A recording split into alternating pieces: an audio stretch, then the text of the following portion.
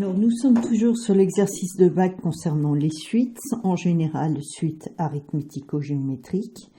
Et on va s'intéresser aujourd'hui aux questions qui portent sur la limite de la suite, l'algorithme de seuil et l'inéquation. Alors, il faut savoir d'abord que ces trois questions, vous ne les retrouverez pas forcément à cet endroit-là dans le texte et pas forcément dans cet ordre. Mais ce que je veux vous faire remarquer aujourd'hui, c'est qu'elles portent exactement sur le même sujet. Alors, on regarde. Dire que la limite de la suite UN, par exemple, est plus l'infini, ça veut dire que quelle que soit la barre que je place, aussi haut soit-elle, alors par exemple ici je vais pas placer la barre à 60, eh bien il arrivera un moment où les termes de la suite passeront au-dessus de cette barre et tous les termes seront supérieurs à cette barre. Je reviendrai là-dessus tout à l'heure. D'accord? Donc ça veut dire il existe un n pour lequel, quelle que soit la barre que je fixe ici, que ce soit 60, que ce soit 600, que ce soit 6000, eh bien il arrivera un moment où tous mes termes suivant n seront au-dessus de ce nombre. Voilà ce que ça veut dire que la limite est égale à plus l'infini. Alors, l'algorithme de seuil maintenant. L'algorithme de seuil, en général, il vous permet de déterminer quelle va être la plus petite valeur de UN, telle que UN soit au-dessus de la barre fixée. Donc, en général, il se présente sous quelle forme?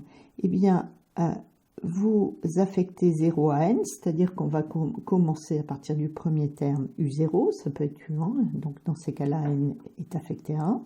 Ensuite, U en général représente la suite, et on lui affecte le premier terme, par exemple ici, le premier terme est à 10. Moi ici, ma suite, elle commence pas à 0, ici, elle commence à 1. Le premier terme, c'est 10. Ensuite, je vais dire, tant que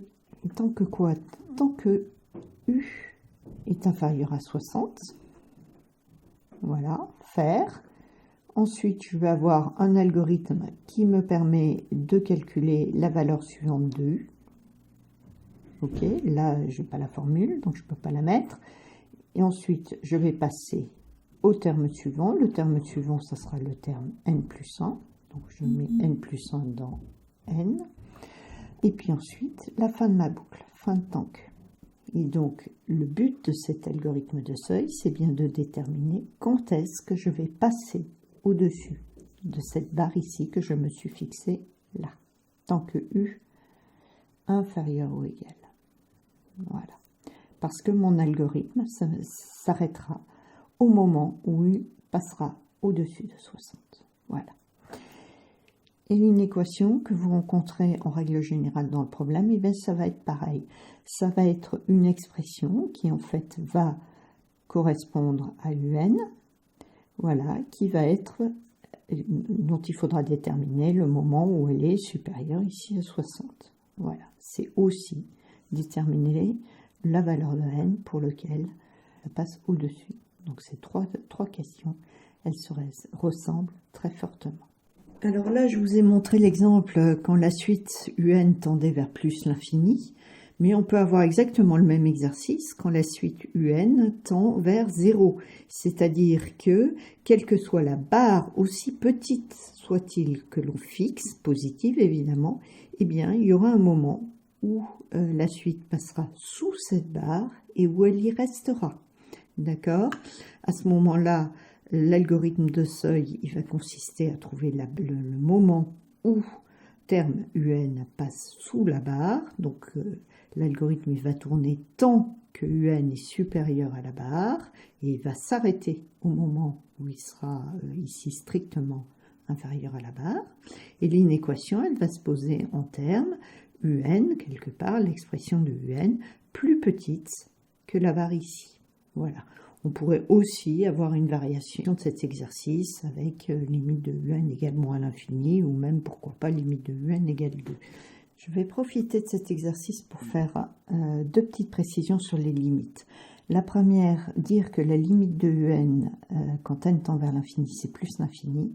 Ça veut dire que quelle que soit la barre que je fixe, il y aura un numéro n à partir duquel tous les un seront au-dessus de cette barre. Mais ça ne veut pas dire que un ne peut pas ici dépasser la barre à un moment, puis revenir en dessous. Vous voyez ici, hop, pour 3, on a un égale 3, on a dépassé cette barre-là, puis on revient en dessous. D'accord? Ça, on a le droit. Simplement, à partir d'un moment, je suis sûre de trouver tous les termes un au-dessus. Mais ça ne veut pas dire qu'au début, ça ne peut pas se promener là autour de la barre. La deuxième chose sur laquelle je voulais attirer votre attention, c'est qu'il ne faut pas confondre limite égale plus l'infini avec croissance de la suite.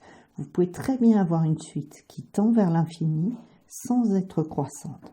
Je m'explique. Vous voyez cette suite-là, bon, ça monte, là elle est croissante, pouf, pas croissante. Et puis après, elle est croissante, pouf, elle diminue. Et on peut très bien avoir une suite qui ne sera jamais croissante, même à partir d'un certain terme, c'est-à-dire que régulièrement elle descendra un petit peu plus bas, mais pourtant, quelle que soit la barre que je fixe, il y aura un moment à partir duquel tous les termes seront au-dessus de la barre. Donc, croissance à partir d'un certain rang, ça veut dire à partir d'un certain rang, tous les un plus 1 seront plus grands que les un, limite quand n tend vers l'infini de un égale l'infini, ça veut dire que, quelle que soit la barre que je fixe, il y aura un moment où tous les un seront au-dessus de cette barre.